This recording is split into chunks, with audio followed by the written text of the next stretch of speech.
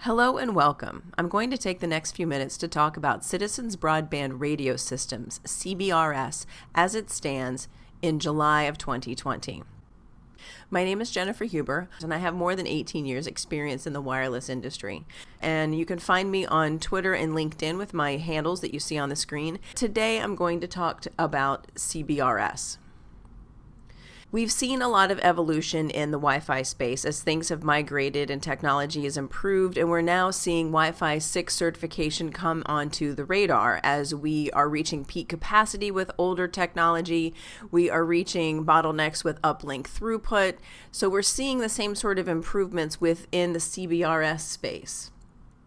Keep in mind that CBRS is not a protocol or a technology implementation.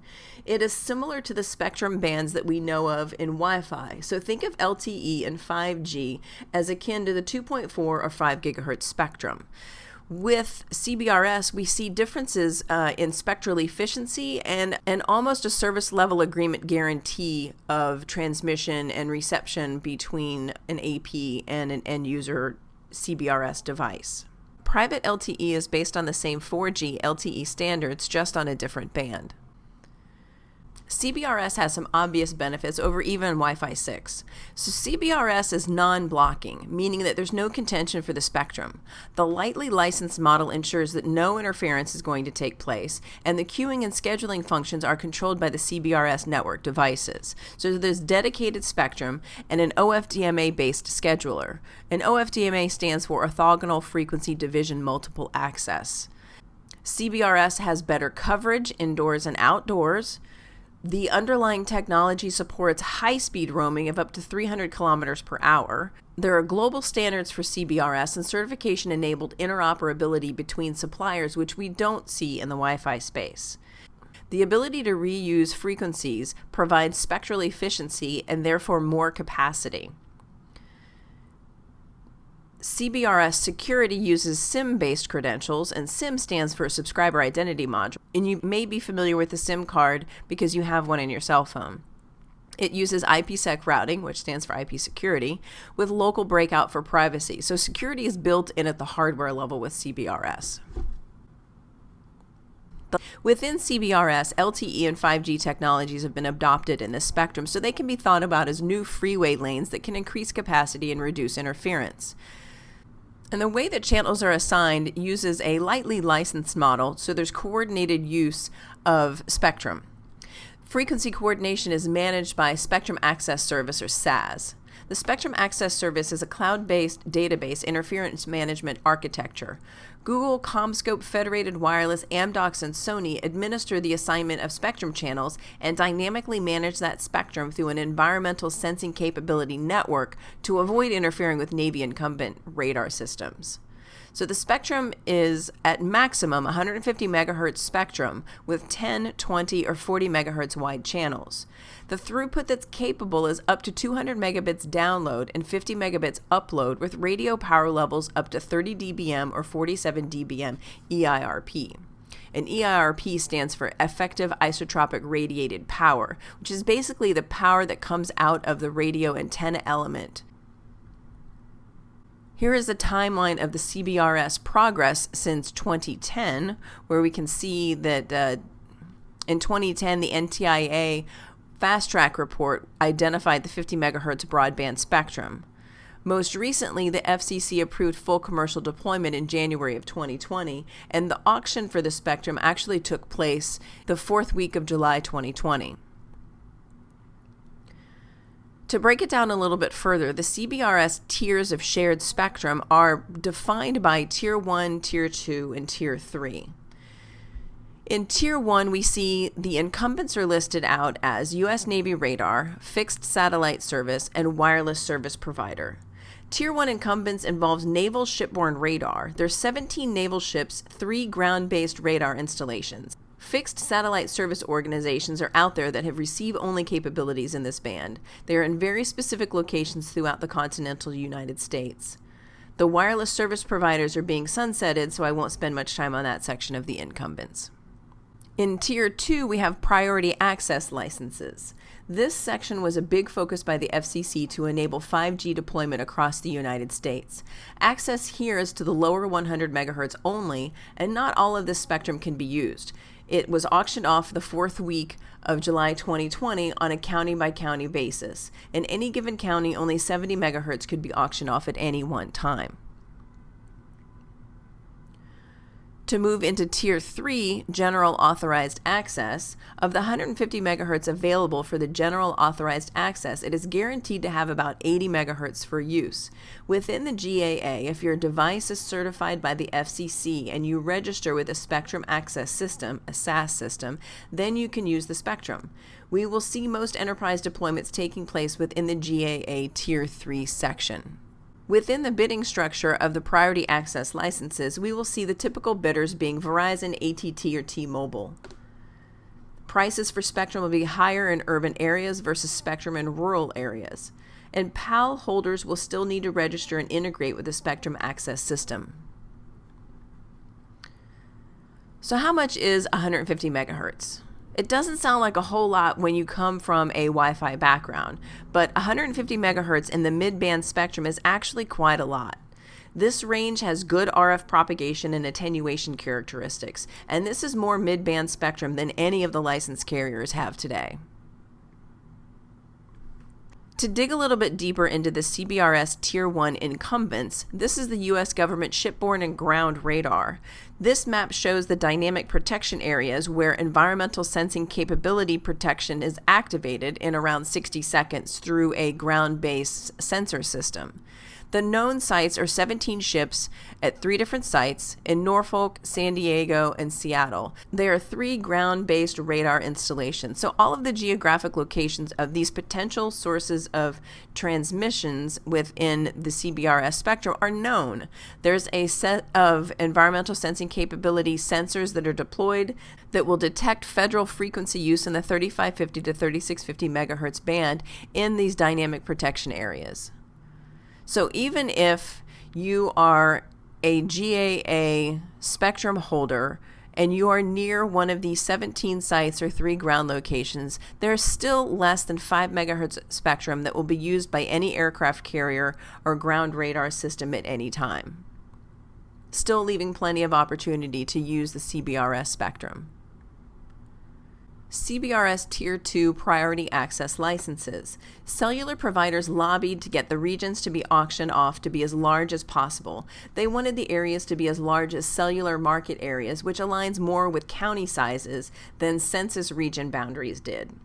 The winners get a certain amount of spectrum, but it isn't guaranteed to be contiguous. As we see in the upper right-hand graphic, bidder A may get awarded 40 megahertz of spectrum, but it might not be contiguous. And bidder B could win 30 megahertz of spectrum, and it could potentially be contiguous. The licenses are awarded with a 10-year term. The winner of the bid must meet performance requirements by the end of the term. Priority access licenses are not for specific frequencies. The frequencies are still allocated by the Spectrum Access System upon registration or grant of the spectrum. CBRS Tier 3 General Authorized Access. Licensed by rule, no auction process, and no cost involved. Devices must be FCC certified and integrate within the Spectrum Access System. If winners of a Tier 2 PAL spectrum have no radios deployed, GAA systems can use that spectrum to operate. Once the channels go live, this will change on a case-by-case basis or a county-by-county basis. To give you some idea of what the channels look like within CBRS, let's take a look at band 48. This is often referred to as the Private LTE. It is the frequency band of 3.5 gigahertz operating in the LTE spectrum in the United States. CBRS supports channel bandwidths of 10, 15, and 20. The EAR-FCN E-UTRA is another way of describing the absolute radio frequency channel number. The channel could be referred to by its frequency in megahertz or its EAR-FCN number. So we can see from these examples, if we break the band 48 into 10 megahertz wide channels, we get 15 channels to use. If we break the spectrum into 20 megahertz wide channels, we get 7 channels to choose from. Let's take this conversation a little bit deeper into CBRS terminology in relation to Wi-Fi. From the top level, the CBRS system is described as Evolved Packet System, or called EPS. You may also see it referred to as System Architecture Evolution, or SAE. Next, there's the Evolved Packet Core, the EPC. This can be thought of loosely as analogous to a wireless controller. This could also be called an All-IP Packet Network, or an AIPN. There's multiple components contained within an EPC or an AIPN, and this is a subject for another conversation. The radio access network is the physical spectrum itself, where we see terms like LTE, which stands for long-term evolution. This is the 4G air interface, similar to the radio interface, whether it be a 2.4 or 5 gigahertz radio interface on a physical Wi-Fi access point. The previous 3G air interface is the UMTS, Universal Mobile Telecommunications Systems. The eNode B is an evolved node B. This is a base station, or analogous to being an access point, and the terms radio, carrier, and sector can all be seen used interchangeably. The term UE refers to user equipment, that is the client device. In the next few slides, I'm going to dive a bit into what we know to be true in Wi-Fi and what we know to be true in CBRS and the similarities between the two different technologies, and I will also point out the differences. So in Wi-Fi spectrum, it's an unlicensed spectrum totaling 663.5 megahertz. The typical channel widths that we see are anywhere between 20 and 160 megahertz. There's a technology called dynamic frequency selection that is enabled to avoid interfering with radar systems. There are certain channels in outdoor spaces that are subject to dynamic frequency selection, meaning that they need to be able to sense radar transmissions and tell the AP to stop transmitting to clients and pick a channel that's not being affected by radar systems. In CBRS, it's a shared tiered spectrum model, where there is 150 megahertz total that's available. The carriers are channels. They are 10 to 20 megahertz wide, plus there are 5 carrier aggregation channels, and carrier aggregation essentially combines 5 separate channels for increased capacity. Similar to dynamic frequency selection, where Wi-Fi access points need to be listening for radar transmissions, the Environmental Sensing Capability Network allows for avoiding interference with Navy incumbent radar systems through a network of sensors deployed that are detecting federal frequency use and the 3550 to 3650 megahertz band in known dynamic protection areas, or DPAs. To talk about the physical radio in Wi-Fi, there is a 30 dBm EIRP limit indoors and outdoors, which means the transmit power that's allowed from the actual antenna of the access point. Our receive sensitivity for access points is typically negative 90 dBm, and coverage is anywhere from 5 to 10,000 square feet. In Wi-Fi, we talk about signal to noise ratio, channel noise floors, and this doesn't include Wi-Fi co-channel interference, or CCI. There's great variance in chipsets in SNRs to MCS data rates in relation to performance. In CBRS, our transmission power limits are 30 dBm EIRP indoor and 47 dBm EIRP outdoor. Our radio receive sensitivity is a negative 120 dBm, and our typical coverage area for a CBRS radio is 20 to 30,000 square feet. The equivalent terminology in CBRS to SNR and Wi-Fi is called SINR, S-I-N-R. It stands for Signal to Interference Plus Noise, and it is a measure of the resource block noise floor. And it does include inter-cell interference coordination, also known as IC-IC. There are well-defined SINR to data rate relation and performance values within CBRS. Diving into protocols, in Wi-Fi we have what is called a distributed contention model. Carriers sense multiple access with collision detection. Distributed contention is how the systems operate, meaning if there's been a collision detected that's taken place within the RF spectrum, all devices stop transmitting until they get the clear to send or that they can tell that the spectrum is free to use. Sometimes we have hidden node issues where the client device cannot transmit loud enough for an access point to hear it. And when situations like that arise, ready to send, clear to send packets are used, and using those packets slows down the overall network transmission speeds. An LTE base station, eNode B, or LTE radio, also controls the output power of the UE, which is the end user device. The technology that we use to transmit now in Wi-Fi 6 is called OFDMA. It is frame-based and only operates within the frequency domain, not the time domain.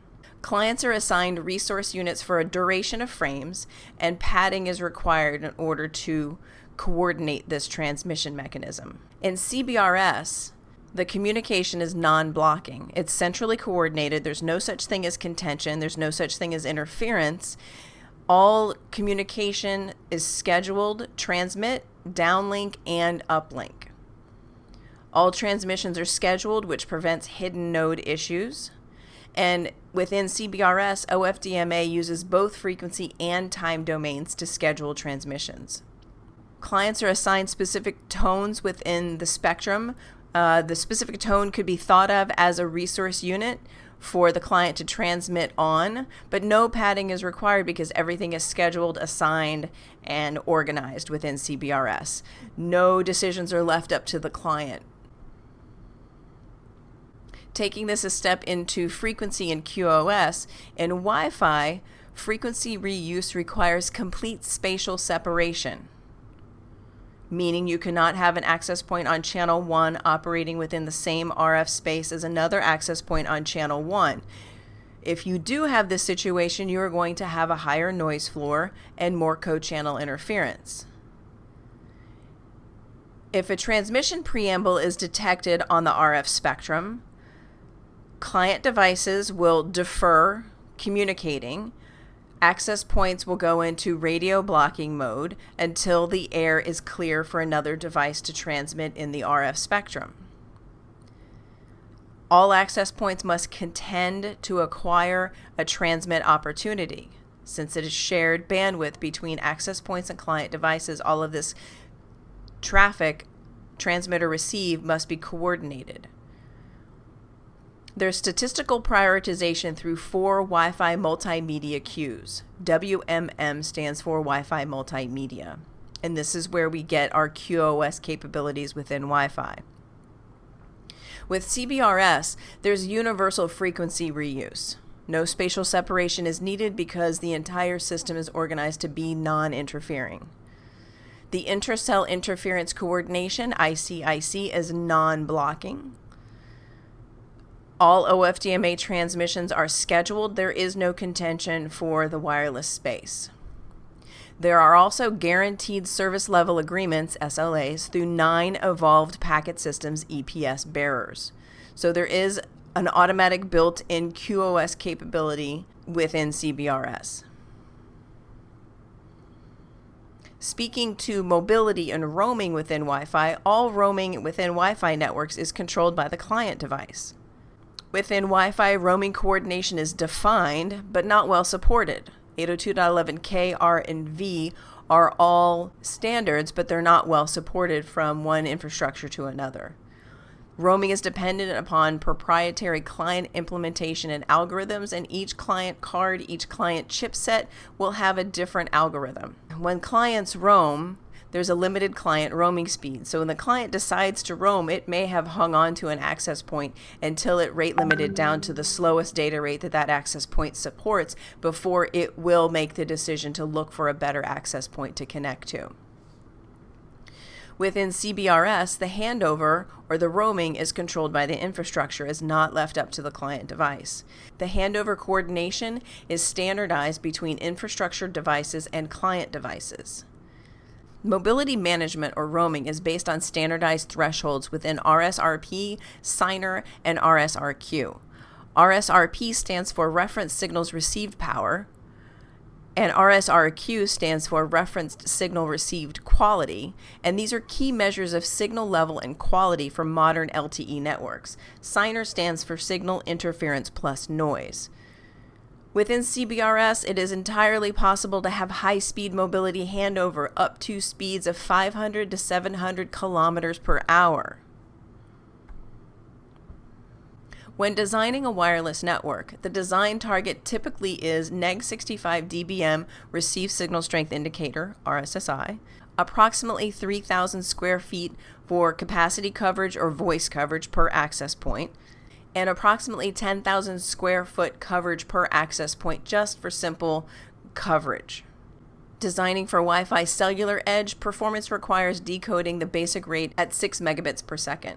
This, of course, can be adjusted by enabling or disabling lower data rates, but your standard cell edge is going to have a basic rate of 6 megabits per second. Channel planning can require careful attention in order to avoid co-channel interference, but most wireless controllers, whether they be physical controllers or virtual controllers or controllerless solutions, will have a built-in channel planning algorithm so that the system can best decide what channels the AP should be on. Within CBRS, when you're designing for a CBRS network, your design target is neg 105 dBm for Reference Signals Received Power, RSRP. You typically see 10,000 square foot coverage per CBRS radio for voice grade service, and one CBRS radio can cover 30,000 square feet just for simple coverage. The cell edge performance of a CBRS radio will allow clients to remain connected at very low kilobits per second speeds. Within CBRS, there's a distinction between signal strength and having one bar of coverage and still being able to hold a solid transfer of data. Within CBRS, channel planning is less strict because ICIC, the intercell interference coordination, is non-blocking. In Wi-Fi, if an access point has had its client density capped, that access point maintains active associations for every client, even if the clients are sleeping.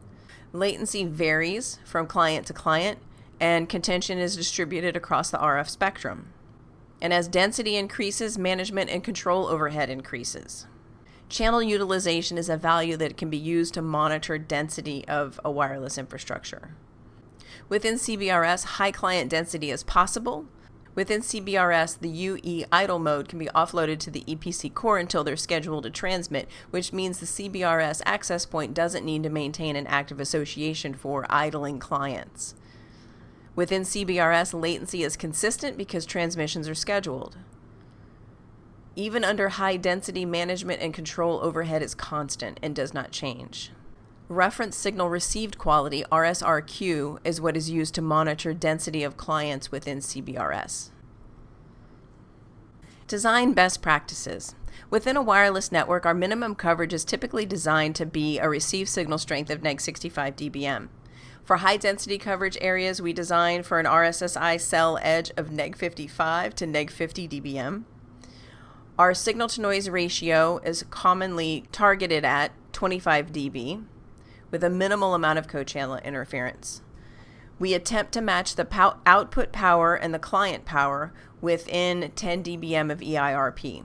Channel widths, we don't aim to use wider channels. We aim to set them at 20 megahertz and let the infrastructure determine when it's possible to make the channels wider. With channel planning, we use non-overlapping channels, and in the 2.4 gigahertz spectrum, for example, that's 1, 6, and 11. To support mobility, to support roaming, we overlap the signal strength from several access points to support client roaming. To calibrate the predictive modeling of wireless access points in a given RF space, we use an AP on a stick survey. With CBRS, we design for minimum coverage with an RSRP, Reference Signal Receive Power, of neg 105 dBm. For a high-density coverage, we aim for an RSRP of neg 95 to neg 90 dBm. For a noise floor, we design to support a Signer value of 10 dBm, a signal to interference plus noise ratio. For output power, we design for an uplink downlink power imbalance of around 10 dB between the AP and the client device. For channel widths, we definitely use wider channels to support more throughput. When planning for channels, we use non-overlapping ERFCN channels.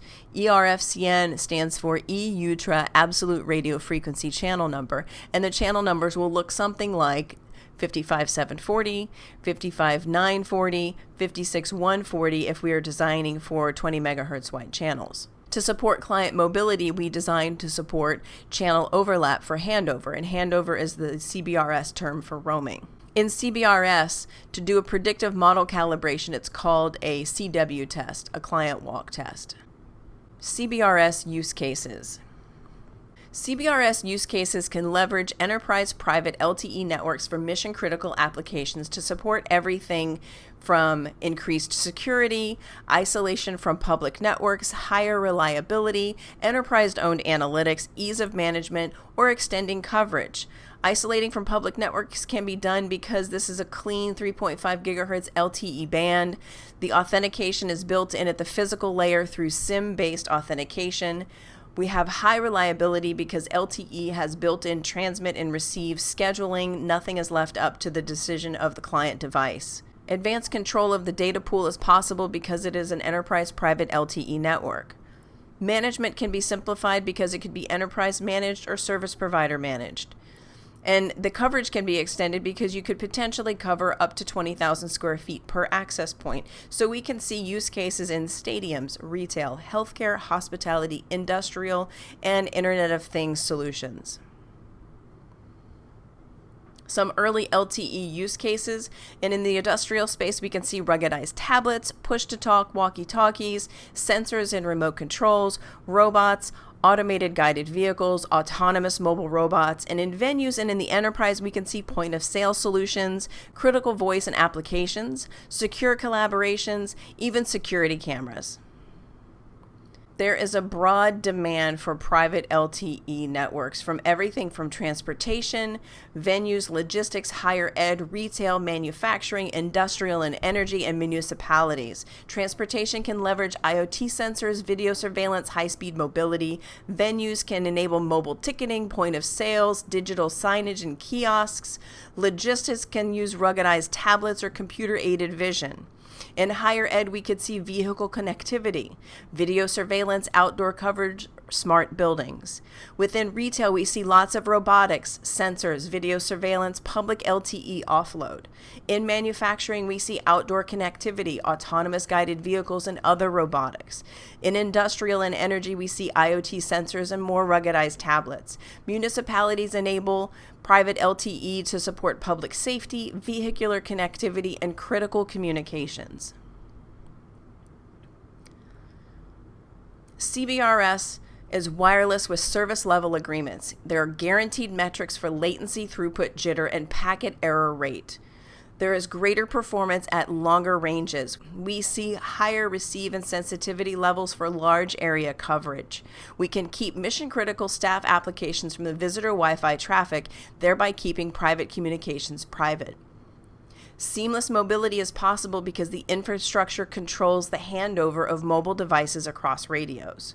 And we are ready for IoT coverage because we have strong rate range characteristics and cell edge performance. CBRS-ready devices are already out there. We have devices like the iPhone 11, the iPad Pro 11, the Samsung S10, Google Pixel 3 and 4, the LG G8, Motorola two-way radios, Cisco ISR C1101-4P LTEP, the Cisco Integrated Router 1101, devices from Multitech, Amit, Sercom, Foxconn, and Zebra. There are two categories of Citizens Broadband Radio Service devices. Category A does not require a certified professional installer, a CPI. It can be installed indoors or outdoors, less than 6 meters high. The power output limit would be defined as low power because the power output limit of a Category A device is 30 dBm EIRP, which is 1 watt. A CBSD Category B device requires a CPI to install it. It is an outdoor-only device, and the power output could be defined as a high-power output device because it is limited to 47 dBm EIRP, which is 50 watts transmit power. Geolocation accuracy that's required to install these devices is plus or minus 50 meters horizontal and plus or minus 3 meters in elevation. We get cleaner spectrum with CBRS. Step 1, register the radio in the network with a spectrum access system. Step 2, the CBRS radio will check the spectrum. CBRS base stations use GPS location to send to the SAS for channel allocation. It will inquire with the spectrum access system for spectrum allocation and incumbent usage nearby. Step 3, channel request. The CBRS radio will request use of the specific list of desired frequency channels. And step 4 is the channel assignment. Ongoing channel assignments are managed by the spectrum access system. CBRS planning and deployment. For wireless coverage and capacity planning, we have to identify the spectrum availability and the number of indoor or outdoor radios. And we update those estimates based upon device density and application requirements. We then select our device and begin to provision our SIMs. We map business use cases to CBRS capable devices and create a process for SIM management for devices and provisioning. Then we integrate this into the enterprise network. We finalize the location and placement of indoor and outdoor radios and plan for integration with the LAN, WAN, network, and security services. Some differences with regard to CBRS coverage and capacity planning. There's some important parameters that are a little bit different. We need facility geolocation because the access points, when they register with the SAS, we need GPS-specific information on where they're deployed in order to make sure that we're not interfering with the Tier 1 incumbents. The CBRS radio will check for spectrum availability. We need to define a facility type, a coverage area. We need to know how many devices, what applications we're going to use, what are the characteristics of the applications, and what type of capacity is required, like how many client devices are going to leverage this CBRS infrastructure. So eNode B, or CBRS radios requirements will scale with available spectrum. Capacity planning requirements are modeled based upon how much spectrum is currently available. Any LTE intercell interference coordination modeling is based upon required frequency reuse. So how much spectrum should I plan for? Best case scenarios is 150 megahertz. 110 megahertz is more realistic for most locations. 80 megahertz is conservative if all priority access licenses have been deployed, and 70 megahertz is more conservative if all public access licenses have been deployed and you're in a dynamic protection area.